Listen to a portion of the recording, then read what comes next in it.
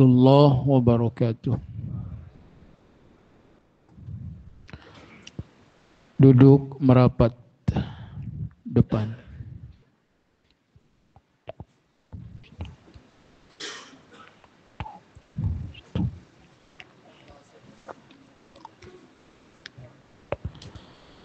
Alhamdulillah, wassalatu wassalamu ala rasulillah.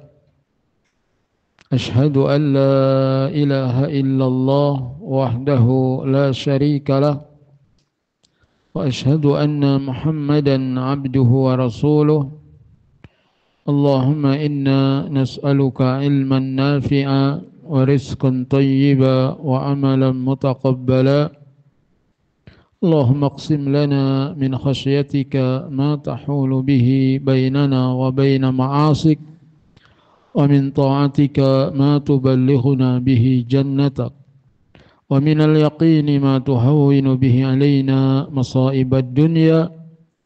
Allahumma matti'na bi asma'ina wa absarina wa quwwatina ma ahyaitana, waj'alhu al-waritha minna waj'al tha'rana ala man zalamana wansurna ala man adana, wa la taj'al musibatana fi dinina, wa la taj'al ad-dunya akbara hammina wa la mablagha ilmina, wa la tusallit alaina man la yarhamuna. Rabbana hab lana min azwajina wa dhurriyyatina qurrata a'yun waj'alna lil muttaqina imama. Rabbana ighfir lana wa liwalidayna warhamhuma kama rabbawna shighara. Rabbana ighfir lana wa li ikhwanina alladhina sabaquna bil iman wa la taj'al fi qulubina ghillan lil ladzina amanu rabbana innaka ra'ufur rahim. Rabbana atina fid dunya hasanah wa fil akhirati hasanatan wa qina adzaban nar. Amin. Jamaah maghrib rahimakumullah, apa kabar? Alhamdulillah, Allah memberikan nikmat Islam, juga nikmat sunnah. Semoga Allah matikan kita di atas Islam dan sunnah. Al-Islamu huwa sunnah, wa sunnatu hiyal Islam. Islam itu adalah sunnah. Sunnah Nabi itulah Islam. Jadi Islam al-istislamu lillahi bitauhid wal inqiyadu lahu bita'ah wal bara'atu minasyirki wa ahli. Islam itu berserah diri kepada Allah dengan tauhid, tunduk patuh dengan ketaatan, dan berlepas diri dari syirik serta orang-orang musyrik. Banyak orang diberi hidayah Islam tapi belum dikasih hidayah kepada sunnah, sehingga mereka mengerjakan ibadah dengan bid'ah, yakni mengada-adakan cara beribadah yang tidak dicontohkan oleh Rasulullah sallallahu alaihi wasallam. Maka tatkala orang-orang sibuk membuka proyek-proyek dunia, sudah semestinya kita membangun proyek-proyek akhirat. Bagaimana kita meninggal dunia, kita masih terus mendapatkan pahalanya. Dan proyek tersebut sudah dilakukan sejak Nabi Muhammad sallallahu alaihi wasallam diutus. yakni proyek mengajak manusia dari syirik menuju tauhid, dari kekafiran menuju keimanan, dari bid'ah menuju sunnah. Wafat Rasulullah sallallahu alaihi wasallam dilanjutkan oleh Abu Bakar. Ketika wafat Rasulullah, banyak orang-orang yang murtad. Maka tugas Abu Bakar bersama orang-orang yang masih setia mengembalikan mereka ke dalam Islam. Berlanjut dengan Umar ibn al-Khattab radhiyallahu anhu, kemudian Utsman ibn Affan dan Ali bin Abi Thalib, juga Muawiyah bin Abi Sufyan radhiyallahu anhum ajma'in. Selanjutnya perjuangan proyek ini dilangsungkan terus oleh para a'immah yang terkenal, Imam Abu Hanifah, Imam Malik, Imam Syafi'i, Imam Ahmad bin Hanbal. Berlanjut terus muncul ulama-ulama ahli tafsir seperti Imam At-Tabari. Muncul ulama yang sangat hebat lagi, Imam Nawawi, penulis kitab ini. Mungkin di abad ke-5 Hijriah. Dan berlanjut dengan imam-imam setelahnya seperti Syekhul Islam Ibn Taimiyah, Imam Ibn Katsir, Imam Ibn Al-Qayyim Al-Jauzi, Imam Al-Zahabi, dan seterusnya. Yang terkenal juga Imam Syaukani setelah itu. Dan di zaman kita muncul a'immatul thalathah, imam yang 3, yaitu Imam Muhammad Nasiruddin Al-Albani, kemudian Syekh Abdul Aziz bin Baz, juga Syekh Muhammad ibn Salih ibn Utsaimin. Dan salah satu murid beliau adalah Ustaz Yazid bin Abdul Qadir Jawwas rahimahullah, yang antum pernah hadir di sana ngaji. Dan proyek ini harus terus dijaga. Taqribus sunnah ilal ummah, mendekatkan sunnah Nabi di tengah umat, karena umat Islam banyak yang sudah Islam tapi belum mengenal sunnah Nabi sallallahu alaihi wasallam. Maka dengan minimnya ilmu yang kita miliki, dengan sedikitnya harta yang ada, kita ikut-ikutan melanjutkan proyek ini. Semoga Allah mengikhlaskan niat kita. Al-ikhlasu sirrun najah. Ngaji kita di masjid ini, Thariqul Huda, awalnya namanya Thariqul Huda atau namanya apa? Dari awal memang namanya Thariqul Huda, jalan menuju hidayah. Semoga Allah berikan hidayah kepada kita. Itulah ngaji kita di sini. Dari mungkin yang hadir belasan orang, mungkin sekarang sudah ratusan orang, bahkan lebih. Dari masjid yang kecil, kemudian sekarang sudah besar. Ini proyek akhirat. Proyek yang kita harapkan terus mengalir pahalanya setelah kita tiada. Karena umur kita terbatas. Sudah banyak teman-teman kita yang meninggal dunia. Selesai mereka sudah. Tapi kalau kita punya andil membangun proyek akhirat ini, masjid masih terus digunakan, pengajian masih terus berlanjut. Walaupun mungkin yang hadir bukan lagi antum, maka pahala terus mengalir di akhirat. Allahumma inna nas'aluka ilman nafi'a wa rizqan thayyiba wa amalan mutaqabbala.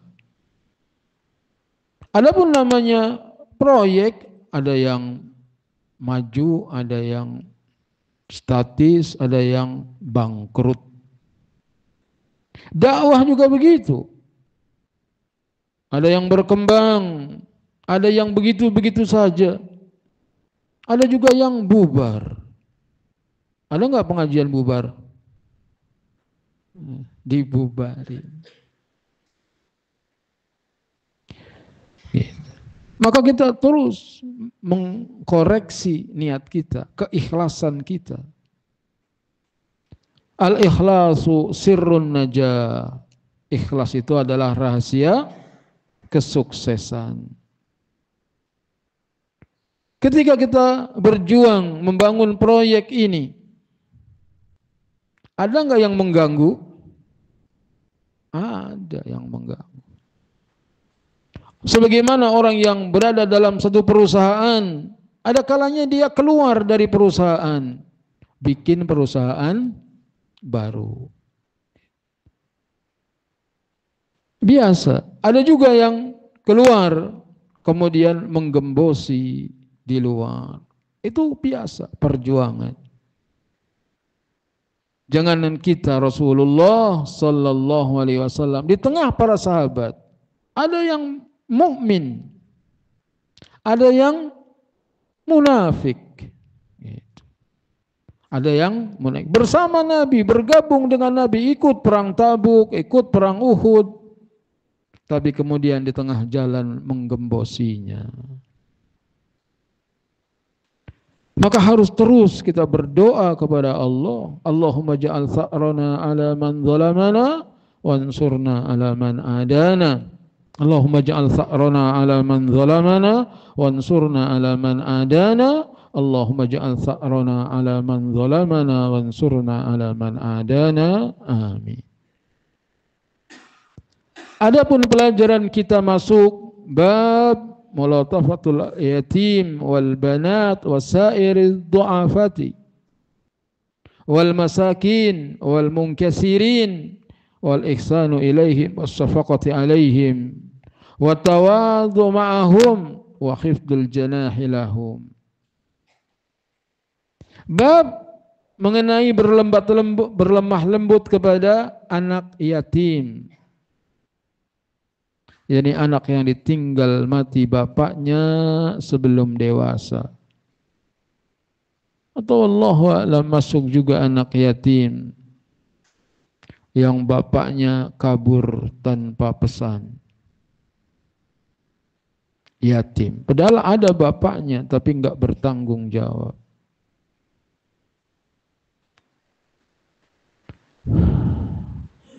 Dan berlemah lembut kepada al-banat, anak-anak perempuan.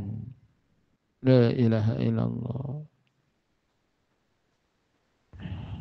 Jadi anak ada yang laki-laki, ada yang perempuan.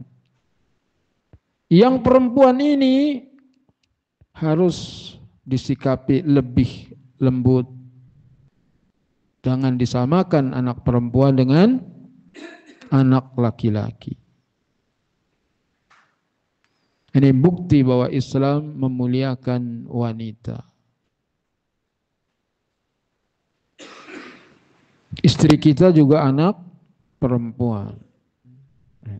Masa udah nenek-nenek bilang anak. Kan ada ibunya juga. Istri kita yang sudah nenek-nenek, ada nggak ibunya? Ada. Berarti anak perempuan. Berarti juga harus bersikap apa? Yang di atas dukung banget.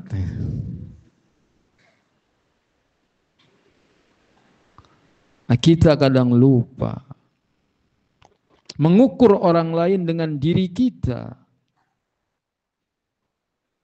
Kita laki-laki, mungkin kita hidup di zaman yang berbeda.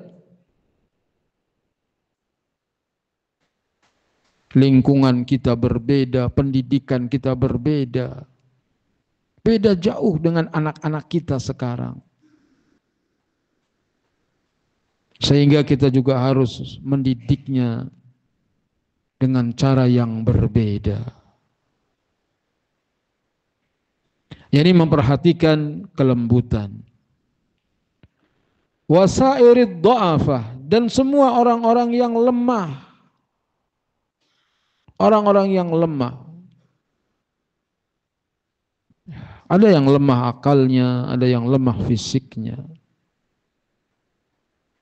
Wal masakin, dan orang-orang miskin.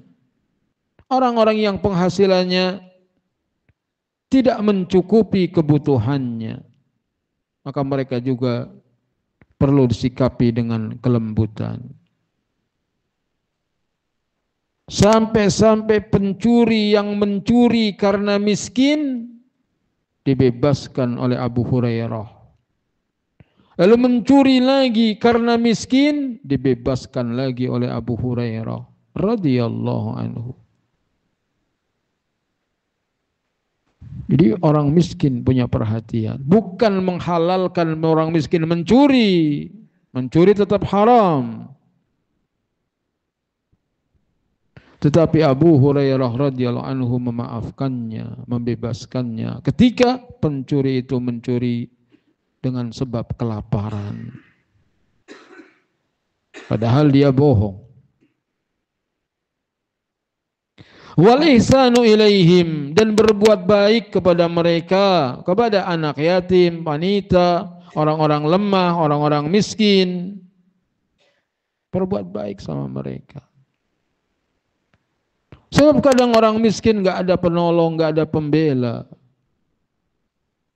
Beda dengan kalau orang kaya atau pemimpin. Banyak yang simpatik kepadanya, tapi orang miskin hadir juga gak dipandang, bolos juga gak ditanyain. Orang miskin, itu dia diperhatikan.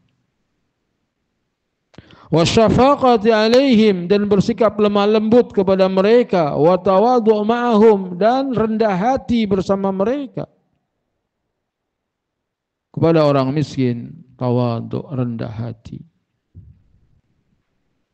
Wa hifdzul janahi lahum, dan merendahkan sayap di hadapan mereka. Ayam jago mau bertarung, dia angkat sayapnya. Tapi ayam jago kalau mau kawin, dia rendahkan sayapnya. Disuruh kita untuk merendahkan sayap, yakni bersikap tidak sombong. Qala Allah Ta'ala, Allah Ta'ala berfirman, wahfid janahaka lil mu'minin. Maka rendahkanlah sayapmu di hadapan orang-orang mukmin. Dia orang miskin, iya dia miskin, tapi dia mukmin. Dia anak yatim, justru itu anak yatim, kita harus merendahkan diri kepadanya. Dia orang miskin, iya, tapi dia orang mukmin. Selama dia mukmin, kita harus memuliakannya, menghormatinya, menjaga perasaannya. Wakhfid janahaka lil mu'mini.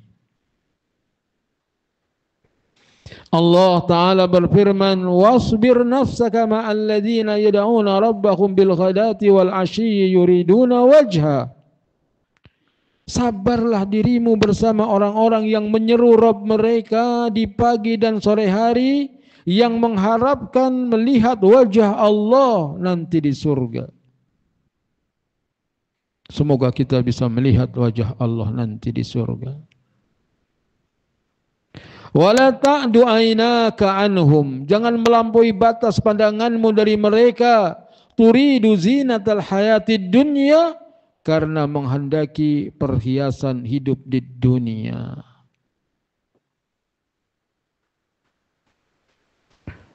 Sabar bersama orang-orang miskin yang mereka biasa zikir pagi sore, biasa ibadah, mengharapkan perjumpaan dengan Allah. Jangan berpaling dari mereka. Ini teguran Allah kepada Nabi sallallahu alaihi wasallam. Ketika para pembesar Quraisy minta kepada Nabi, ya Rasulullah, aku mau masuk Islam, aku mau duduk bersamamu, tapi dengan syarat usir itu orang-orang miskin, jangan duduk bersama kita. Hampir saja Nabi Sallallahu Alaihi Wasallam mengikuti kehendak mereka. Karena di antara prinsip dakwah,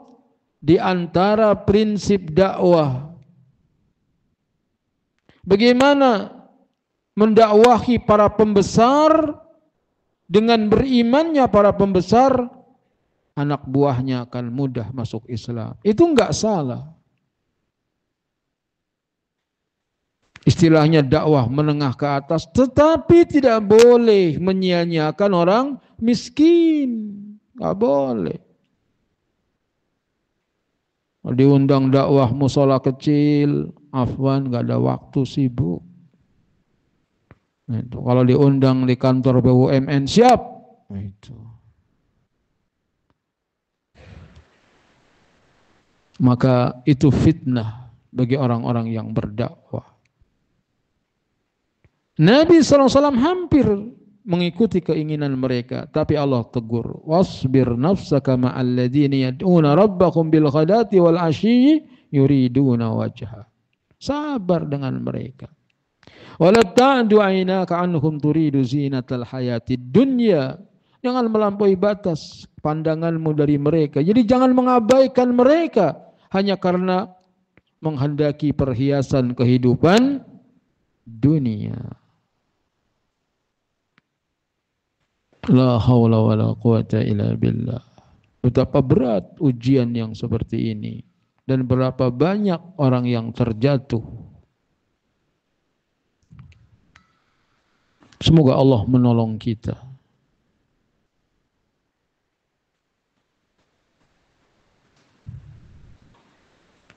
Wa qala ta'ala, dan Allah Ta'ala berfirman, fa ammal yatima fala taqhar. Maka adapun terhadap anak yatim jangan engkau menghardiknya. Wa ammas sa'ila fala tanhar.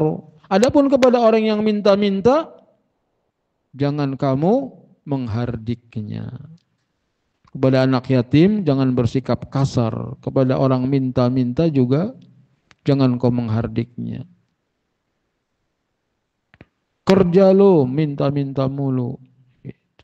Kalau mau kasih, kasih. Kalau nggak mau kasih, ngomong yang sopan, ngomong yang baik. Cuman kadang sekarang galakan yang minta daripada yang diminta. Kalau yang galak-galak, bolehlah kasih pelajaran. Pelajaran Quran, pelajaran hadis. Yukhatibullahu ta'ala nabiyahu sallallahu alaihi wasallam qailan kama kunta yatiman fa'awaka Allah fala tadhullul yatima wa tanharuhu wa tahnahu. Allah Subhanahu wa taala mengajak bicara nabinya Muhammad sallallahu alaihi wasallam dengan firman-Nya, sebagaimana kamu dulu yatim lalu Allah taala melindungimu, maka janganlah kamu merendahkan anak yatim dan menghardiknya. Karena Nabi sallallahu alaihi wasallam belum pernah memanggil ayah, ayah sama bapaknya. Enggak merasakan itu. Masih di kandungan, ayahnya sudah meninggal dunia. Bayangkan kalau kita terlahir dunia nggak pernah manggil bapak, ada bapaknya. Itu banyak anak-anak yang terlahir, dia nggak ngelihat bapaknya. Belum pernah digendong bapaknya, karena bapaknya sudah nggak ada. Dan itu dialami oleh Nabi kita Muhammad sallallahu alaihi wasallam. Walakin ahsin ilaihi wa talattuh bihi, tetapi berbuat baiklah kepadanya, berlemah lembutlah kepadanya. Wa kama kunta ailan faqiran fa ahnakallah, sebagaimana sebelumnya kamu juga orang yang miskin, fakir, lalu Allah memberikan kecukupan kepadamu. Allah memberikan kecukupan kepada Nabi sallallahu alaihi wasallam dengan sifat qanaahnya. Karena yang bikin cukup itu kalau hati qanaah. Adapun sebanyak apapun harta yang kita terima, kalau hati kita rakus, cukup apa kurang? Kurang. Di samping juga Allah Ta'ala memberikan kekayaan kepada Nabi dengan menikah dengan Khadijah radhiyallahu anha yang kaya. Sehingga Allah cukupi. Fala takun jabbaran wala mutakabbiran wala fakhisan wala faddan ala du'afa'i min ibadillah. Maka janganlah kamu bersikap bengis, sombong, kasar. Tidak boleh kita bersikap zalim kepada hamba-hamba Allah yang lemah. Walakin ruddal miskin birahmatin wallin. Akan tetapi hadapilah orang-orang miskin dengan kasih sayang, dengan kelembutan. Ketemu orang miskin, ya pikirkan dalam hati kita. Bagaimana kalau aku yang jadi dia? Bagaimana kalau aku yang jadi dia? Bagaimana kalau nasibku seperti dia? Itu yang harus dipikirkan. Alhamdulillah kita tidak seperti dia. Oleh karenanya dalam urusan dunia, Nabi mengingatkan agar kita memikirkan orang yang lebih rendah dari kita.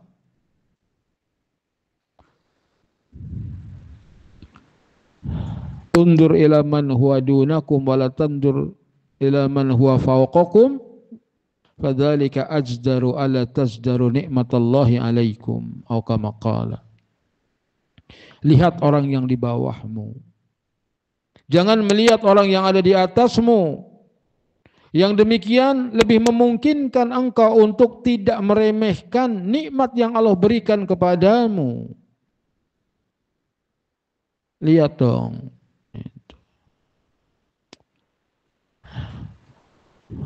Tapi capek punya suami cuma 50%. Alhamdulillah punya suami walaupun 50%. Daripada yang enggak punya suami.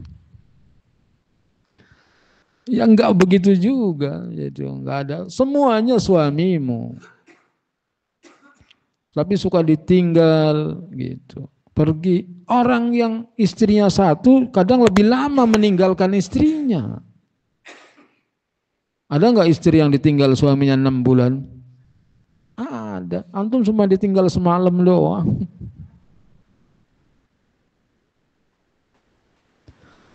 Maksudnya biar pada sabar. Melihat, jangan melihat yang lebih tinggi dari kita. Lihat yang di bawah kita. Itu untuk urusan apa? Dunia. Adapun urusan akhirat, dia bisa ngaji seminggu 5 kali. Masa seminggu sekali aja sering bolos. Nah itu dia urusan akhirat. Ketika orang-orang mengajakmu bersaing tentang urusan dunia, ajak mereka bersaing dalam urusan akhirat. Dan itu bisa diraih oleh orang miskin maupun orang kaya. Laki-laki maupun wanita. Orang yang kuat maupun yang lemah, bisa. Tidak mesti yang kalah, yang kaya mengalahkan yang miskin dalam urusan akhirat. Berapa banyak orang-orang yang miskin papa, tetapi dia tinggi kedudukannya di hadapan Allah di surga. Berapa banyak orang-orang yang kaya raya, tapi enggak ada nilainya di hadapan Allah walaupun selembar sayap nyamuk, enggak ada nilainya. Karena nilai seseorang itu dengan ilmunya, dengan amalnya, dengan ketakwaannya.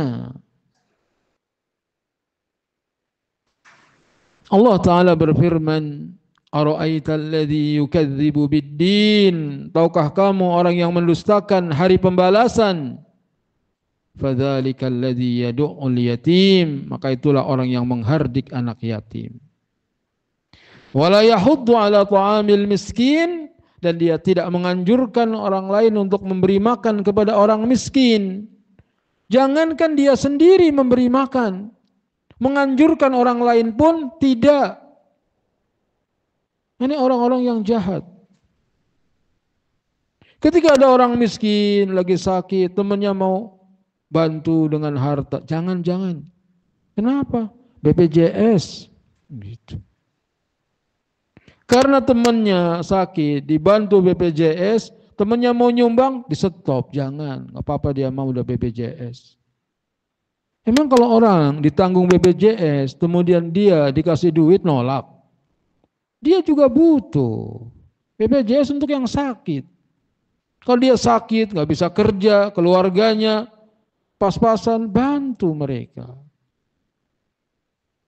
Ini orang-orang yang mendustakan hari pembalasan, wala yahuddu ala ta'amil miskin. Tidak menganjurkan orang lain untuk memberi makan kepada orang miskin. Jangankan harta dia sendiri, orang lain aja dilarang untuk berbuat baik. Yaqulullahu ta'ala, Allah Ta'ala berfirman, ara'aita ya Muhammadu alladhi yukadzibu biyaumil mi'adi wal jazai wal thawab. Tahukah engkau wahai Muhammad sallallahu alaihi wasallam, orang yang mendustakan hari kembali, hari pembalasan, hari ganjaran. Fahuwa alladhi yaqharul yatima wa yadlamuhu haqqahu wa la yut'imuhu wa la yuhsinu ilaih. Mereka itulah orang-orang yang menghardik anak yatim, mendolimi haknya, tidak memberi makan dan tidak berbuat baik kepadanya. La ilaha illallah. Padahal kita lahir nggak punya apa-apa. Kalau Allah titipkan kepada kita harta, perhatikan orang-orang yang susah di sekitar kita, kanan kiri kita, depan belakang kita. Bantu mereka. Wala yahuddu ghairahu fadlan an nafsihi ala it'amil faqir alladhi la syai'a lahu. Dia tidak menganjurkan orang lain, apalagi dari dirinya sendiri, untuk memberi makan kepada orang fakir yang enggak punya apa-apa. Alladzi laisa lahu yaqumu bi'audihi wa kifayati, yakni tidak punya sesuatu yang bisa mencukupi kebutuhannya. Jalan antum di malam hari misalnya ba'da isya, dekalnya di lingkungan kontrakan ada bayi nangis. Itu di antara mereka ada yang belum makan dari sore. Antum jalan berdua istri, ketuk pintu rumahnya, itu kasih telur, beras, kasih, kalau enggak ada juga roti buat makan dia saat itu. Itu memberi makan. Tapi jangan keliling sendirian, begitu diketok janda. Waspadalah. Makanya kalau jalan berdua sama istri.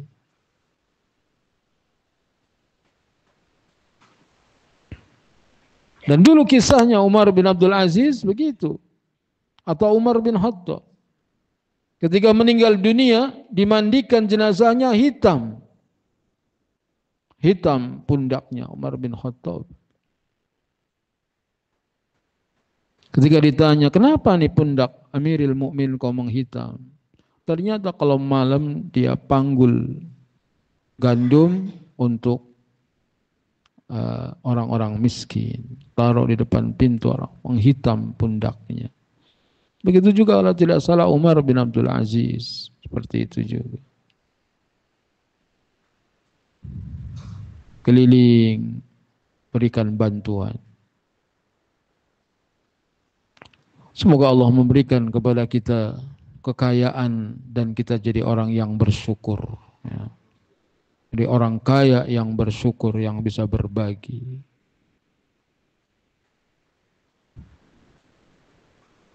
Wa an Sa'ad bin Abi Waqqas radhiyallahu anhu qala, dari Sa'ad bin Abi Waqqas radhiyallahu anhu dia berkata, kunna ma'an Nabi sallallahu alaihi wasallam sitata nafarin. Kami bersama Nabi sallallahu alaihi wasallam 6 orang. Ini kebiasaan Nabi dan para sahabat duduk-duduk. Faqala al-musyrikuna lin-nabi sallallahu alaihi wasallam. Lalu orang-orang musyrik berkata kepada Nabi sallallahu alaihi wasallam, "Utrud haula'i la yajtari'una alaina." Usir mereka itu. Yani tidak layak kami duduk-duduk ada mereka. Wa kuntu ana, dan waktu itu saya, yani Sa'ad bin Abi Waqqas. Wa ibnu Mas'ud, dan Abdullah bin Mas'ud ibnu Ummi Abdin.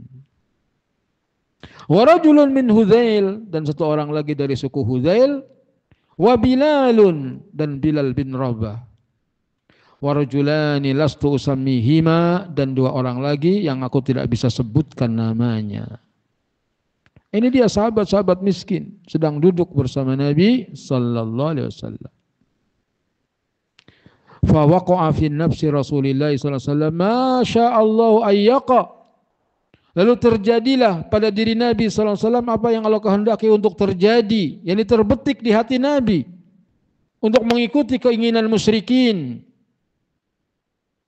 Fa haddasa nafsahu, yakni jiwanya bercerita. Fa anzalallahu ta'ala, maka Allah Subhanahu wa taala menurunkan firman-Nya, wala tatrudil ladina yad'una rabbahum bil ghadati wal 'ashyi yuriduna wajha. Surat Al-An'am ayat 52. Adzan.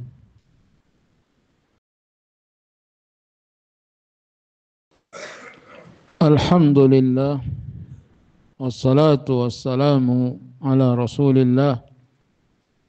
Asyhadu an la ilaha illallah wahdahu la syarika lah wa asyhadu anna Muhammadan abduhu wa rasuluhu amma ba'du.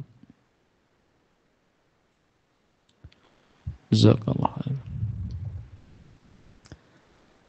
Hadis yang mulia ini sahih diriwayatkan oleh Imam Muslim. Dan hadis ini memberikan faedah di antaranya ahlul kufri wan nifaqi la yanduruna ila nasi illa bikibrin. Orang-orang kafir, begitu juga orang munafik, tidak memandang manusia kecuali dengan kesombongan. Wa yuhibbuna ayatamayyazu 'anil akharin fil kalami wal qiyami wal julus wa kullu hayatin wa harakah.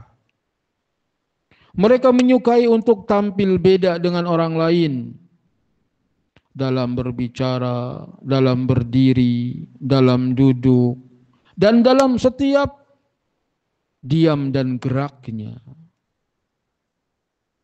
Orang kafir begitu, selalu pengen tampil beda agar dibedakan dengan orang-orang umum dari zaman dahulu. Zaman sekarang ada istilah orang kaya mah bebas. Nggak ada yang bebas, semuanya terikat dengan aturan Al-Quran dan As-Sunnah. Gak boleh kita bebas. Semua kita ada rambu-rambu yang harus ditaati, harus dipatuhi. Al-fuqara'ul mustad'afuna humus sabiqunal awwalun wa hum atba'ul anbiya. Orang-orang fakir, orang-orang lemah, mereka adalah para pendahulu kita dalam keimanan. Mereka lah pengikut para nabi. Jadi kebanyakan pengikut Nabi orang-orang miskin. Makanya ketika Heraklius, Raja Romawi, bertanya kepada Abu Sufyan, waktu itu Abu Sufyan masih kafir, Di antara pertanyaannya, bagaimana nasab orang yang aku jadi nabi itu? Dijawab, nasabnya orang baik. Dan Abu Sufyan nggak mau bohong karena malu. Sekiranya aku tidak malu kalau ketahuan aku bohong, niscaya aku akan bohong kepada Nabi. Akan bohong tentang Nabi ketika ditanya oleh Heraklius. Tapi bangsa Arab waktu itu sangat menjunjung tinggi kejujuran. Sangat menjunjung tinggi kejujuran. Sehingga Abu Sufyan saja takut kalau ketahuan dirinya bohong. Karena bohong itu sifat mukmin. Bohong itu sifat orang munafik. Jujur itu sifat seorang mukmin. Semoga Allah menjaga lisan kita untuk tidak berdusta. Lalu ditanya, siapa pengikut-pengikutnya? Orang kaya kah orang miskin? Dijawab, orang-orang miskin. Bagaimana kalau berperang? Menang apa kalah? Kadang-kadang menang, kadang-kadang kalah. Begitulah Nabi. Dalam perjuangannya kadang menang, kadang kalah. Oleh karenanya, kalau dalam perjuangan kita kadang ada yang kalah, jangan terlalu sedih. Sebab perjuangan Nabi juga ada yang kalah. Padahal Nabi ditolong oleh Jibril, ditolong oleh Allah. Kadang ada kalah. Perang Uhud misalnya.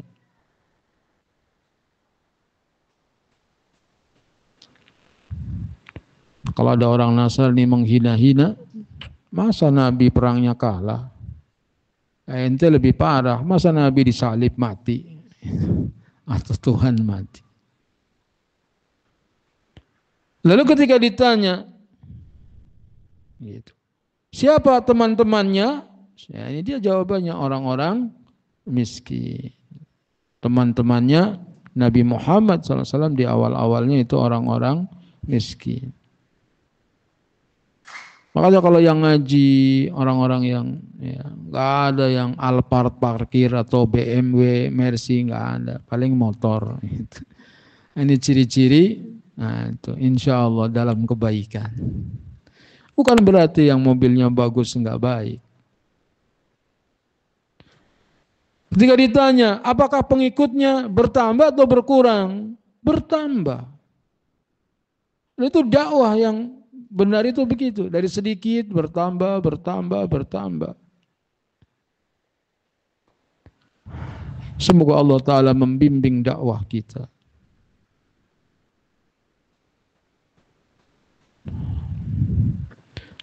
Pelajaran yang lain, yajibul bu'du an ada salihin wa ma yaghdabuhum. Wajib kita untuk menjauhi dari mengganggu orang saleh dan membuat mereka marah. Hati-hati dari mengganggu orang saleh. Hati-hati dari menyakiti mereka. Kenapa? Karena Allah telah mengultimatum, man adali waliyan faqad adzantuhu bil harbi. Siapa yang mengganggu waliku, aku umumkan perang kepadanya. Siapa yang bisa menang perang melawan Allah? Jangan ganggu orang saleh. Jangan ganggu orang yang saleh. Dukung orang-orang yang saleh. Dukung orang-orang yang mengajak kepada kebaikan. Tetapi ketika mendapat surat dari Nabi sallallahu alaihi wasallam, Heraklius, Bismillahirrahmanirrahim, Muhammadin ila Hiraqal azimir Rum, aslim taslam yu'tikallahu ajraka marratain. Bismillahirrahmanirrahim, Muhammadin Rasulullah Bismillahirrahmanirrahim, dari Muhammad utusan Allah kepada Heraklius, pembesar negeri Romawi. Aslim taslam. Masuk Islamlah kamu akan selamat. Sebelumnya salamun ala man ittaba'al huda. Keselamatan bagi orang yang mau mengikuti petunjuk. Masuk Islam kamu akan mendapatkan ganjaran 2 kali lipat. Ini ganjaran ketika menjadi Nasrani dan ganjaran ketika masuk Islam. Tetapi kalau engkau berpaling, engkau akan menanggung dosanya orang-orang Romawi. Itu menakjubkan kita. Orang Romawi tidak mau beriman, nggak mau beriman. Itu urusan dia dengan Tuhannya. Kenapa Heraklius harus menanggung dosanya? Karena dengan berpalingnya Heraklius untuk masuk Islam diikuti oleh pengikutnya. Karena itu dia menanggung dosanya. Itulah bahayanya jadi figur. Itulah bahayanya jadi pemimpin. Jadi orang yang diteladani. Kalau kita meneladani kebaikan, maka kita mendapatkan pensiunan pahala kebaikan. Tapi misalnya antum tokoh di sini, begitu ngaji, waktunya ngaji antum kabur, pergi nggak mau ngaji. Antum pergi nggak masalah, tapi antum diikuti orang lain, ikutan. Kenapa? Itu Ustadz Anu aja nggak mau ngaji. Nah itu. Orang itu nggak ngaji karena antum nggak mau duduk. Kayak itu kalau antum jadi figur, itu antum bertanggung jawab. Itu wallahu alam. Karena tadi perkataan Nabi SAW kepada Heraklius, tetapi kalau kamu berpaling, engkau menanggung dosanya orang-orang Romawi. Itu. Anak kita mau ngaji. Kita bapaknya pulang, anaknya ngikut bapaknya apa ngaji? Ikut bapaknya pulang. Anaknya tidak ngaji karena bapaknya nggak ngaji. Itu berbahaya. Ini istimbat saja. Mungkin saya benar, mungkin saya nggak salah. Atau mungkin saya salah. Gitu. Tapi itu saya, oh iya. Orang Romawi mau beriman sama Nabi apa enggak, itu kan urusan dia. Tetapi kenapa kok Heraklius dikatakan oleh Nabi, tetapi kalau kamu berpaling, maka engkau menanggung dosanya orang Romawi. Wallahu a'lam. Itu karena dia menjadi teladan. Kita sudah ibadah haji, misalnya di kampung. Lalu istri kita keluar rumah nggak pakai jilbab. Tetangga kita nggak pakai jilbab. Ketika itu kenapa kamu nggak pakai jilbab? Lah itu Bu Haji aja nggak pakai jilbab. Karena dia meneladani Bu Haji. Itu waspada kalau kita jadi orang yang ditokohkan. Sehingga kalau kita menjadi orang yang ditokohkan, dijadikan teladan, harusnya kita memberikan contoh yang baik. Wallahu a'lamu bissawab. Assalamualaikum Ustaz. Waalaikumsalam warahmatullahi wabarakatuh. Anak di luar nikah dan bapak biologisnya tidak bertanggung jawab, pergi begitu saja. Kenapa lu dulu mau? Apakah si anak termasuk anak yatim? Iya, anak yatim dia. Karena bapaknya sudah tidak bertanggung jawab, anak yatim dilihat dari pentingnya untuk disantuni. Bukan anak yatim secara definisi. Definisi anak yatim adalah yang ditinggal mati oleh bapaknya. Apakah bila sudah besar si anak wajib mencari dan berbakti kepada bapaknya? Enggak ada kewajiban. Enggak ada kewajiban bapak biologis. Itu. Tapi boleh mungkin dicari kalau dia sudah nikah untuk dirajam. Karena kalau laki-laki sudah nikah berzina hukumannya apa? Dirajam. Lempari dengan batu sampai mati, itu pun yang menegakkan penguasa. Tapi kalau dia bujangan, dia gadis, maka dia disabet 100 kali. Itu juga yang menegakkan penguasa. Wallahu a'lam. Ya, urusan hukum seperti itu pada hakim. Dan banyak hadis-hadis yang berbicara tentang anak lahir di luar nikah ini. Maka yang lebih menenteramkan hati, hadis kullu mauludin yuladuna alal fitrah. Setiap bayi dilahirkan dalam keadaan suci. Fa abawahu yuhawidanihi aw yunasiranihi aw yumajjisanihi. Bapak ibunya lah yang menyebabkan dia jadi Yahudi, Nasrani atau Majusi. Adapun hadis-hadis yang lain yang menakutkan, diperselisihkan tentang sahih dan dhaifnya. Seperti hadis la yadkhulul jannata waladuz zina. Tidak masuk surga anak zina. Gitu. Antum bisa baca keterangannya panjang lebar di kitab Ad-Da' wad-Dawa. Tapi wallahu a'lam, sedangkan amal seseorang tergantung nasib seseorang tergantung amalnya. Nanti di surga atau di neraka tergantung amalnya. Maka anak yang lahir di luar nikah ini bertakwalah kepada Allah. Tetap bertakwa kepada Allah. Dan tidak boleh orang-orang yang tahu menyebarkan aibnya. Tidak boleh orang-orang yang tahu menyebarkan aibnya. Diam. Jangan disebarkan aibnya.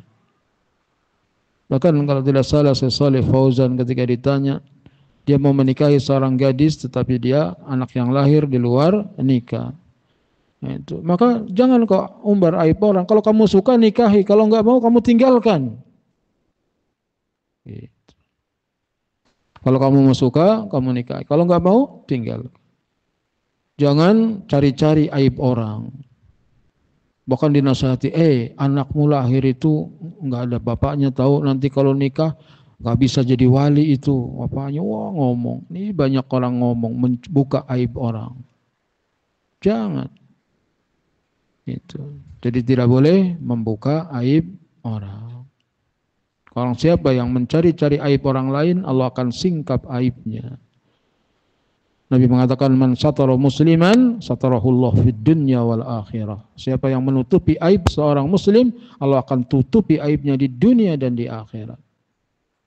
Berarti mafhum mukhalafahnya, pemahaman sebaliknya, siapa yang menyingkap aib seseorang, Allah akan singkap aibnya di dunia dan di akhirat. Maka yang terbaik kita itu menutupi aib orang lain, agar Allah tutupi aib kita di dunia dan di akhirat. Jangan menjadi orang-orang yang bodoh. Apa orang yang bodoh? Dia sibuk mencari kesalahan orang. Kemudian dia akan senang dan bangga kalau dia sudah tahu kesalahan orang lain. Ini kebodohan. Itu. Adapun kalau dia tahu kesalahan orang, kemudian dia menasihatinya, memberitahukannya, maka itu termasuk perbuatan baik. Tetapi kalau dia menyebarkannya, maka orang yang seperti itu termasuk kebodohan. Karena pahalanya akan diambil, diberikan kepada orang yang didoliminya. Wallahu a'lam. Subhanakallahumma bihamdika asyhadu an la ilaha illa anta astaghfiruka wa atubu ilaik. Assalamualaikum warahmatullahi wabarakatuh.